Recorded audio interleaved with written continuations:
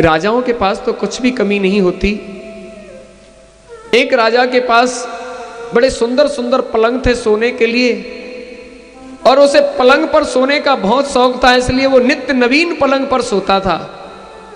और उसके पलंग बिछाने के लिए अलग से एक दासी नियुक्त थी। एक दिन राजा भवन में सोने के समय पर नहीं आया, और वह दासी उसका आसन, उसका पलंग और सैया लगा करके वहीं पर खड़ी हो गई। देखने लगी यकायक उस राजा के पलंग को। वो बड़ा सुहावना और सुंदर लग रहा था। उसे देखकर वो अपने मन में एक क्षण के लिए सोचा कि न हो तो राजा तो आया नहीं है, मैं एक मिनट के लिए इस पर सोकर देख लूं, इसका आनंद कैसा है। और वह जैसे ही उस मखमली सैया पर लेटी तो उसे अचानक से नींद आ गई, और इतनी देर में वहां पर राजा आ गया। राजा ने उसे अपनी सैया पर दासी को सोते हुए देखा तो कोड़े को उठा करके उसे उधेड़ डाला, और वो जोर जोर से चिल्लाने और रोने लगी, गिड़गिड़ाने लगी, हाथ पैर पकड़ने लगी।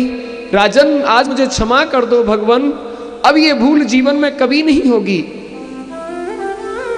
और राजा ने उसे छोड़ तो दिया। वो बहुत जोर जोर से रो रही थी, रोते रोते खिलखिला करके हंस पड़ी। राजा उसकी हंसी को देखकर स्तब्ध रह गया, और उसने पूछा कि दासी, तू हंसी क्यों है, क्या तू बता सकती है। राजा को लगा कि ये मेरी किसी बात को लेकर व्यंग कर रही है। उसने हाथ जोड़ करके कहा, क्षमा करें मेरे प्रेमी महाराज, मैं आपकी दासी हूं, आपके सामने बोलने की धृष्टता नहीं कर सकती। राजा ने कहा, तुझे बताना होगा, नहीं तो मैं और कोड़े मारूंगा।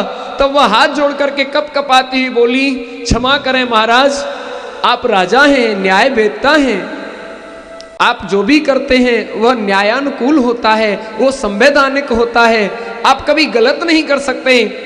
आज आपने मुझे दंड दिया है वह इसलिए कि मैं इस पलंग पर लेट गई हूं, तो सचमुच वह पलंग पर लेटने का दंड है ना, इसलिए आपने मुझे दंड दिया और मुझे पीड़ा हुई, मैं रो गई। परंतु मुझे रोते रोते एक ख्याल आया कि जब इस पलंग पर लेटने का इतना बड़ा दंड है कि कोड़ों की मार से खाल उधेड़ दी गई है, तो मैं तो एक आध घंटे के लिए सोई हूं, जिसका जीवन निकल गया इस पर सोते सोते, उसे कितना बड़ा दंड मिलेगा।